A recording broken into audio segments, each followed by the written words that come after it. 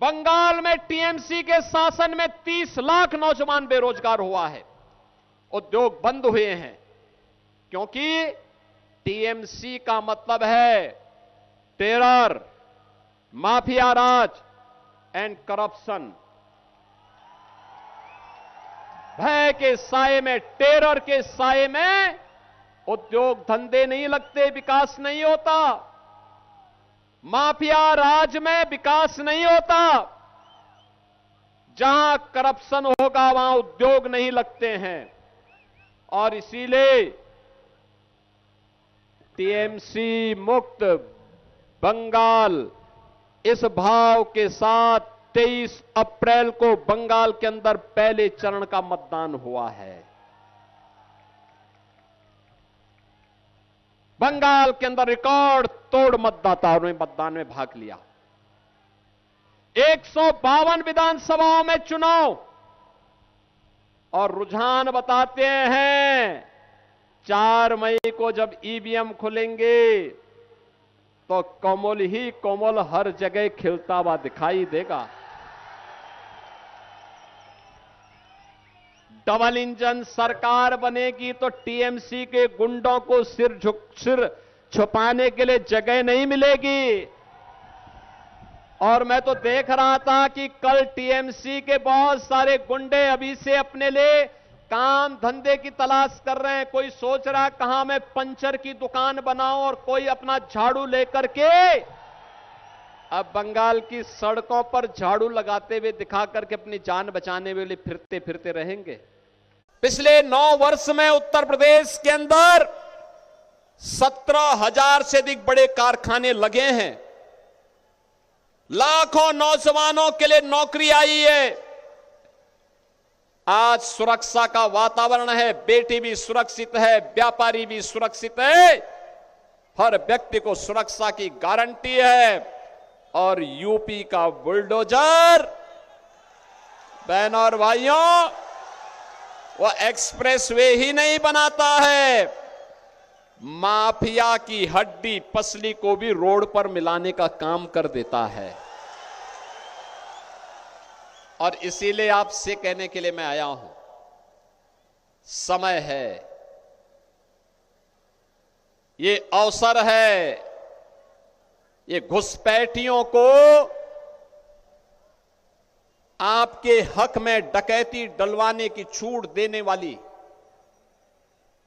TMC की सरकार से मुक्ति का समय आ गया है।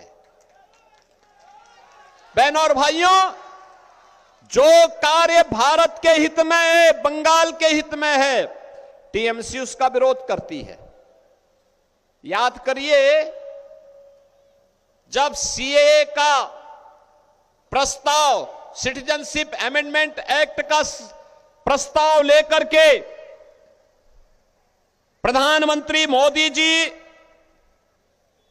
देश की संसद में लेकर के आए थे, उस समय टीएमसी ने विरोध किया था।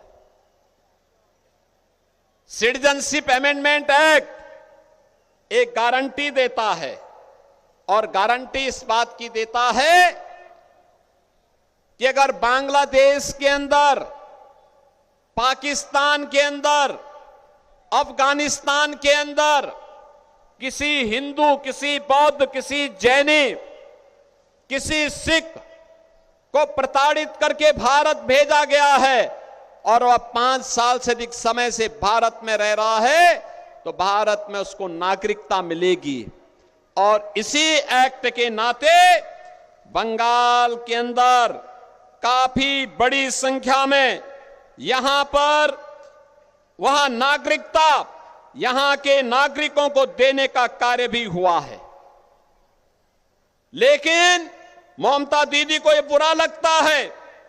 उनको लगता है कि अगर हिंदू ज्यादा होगा तो फिर सड़कों पर इफ्तारी कैसे हो पाएगी।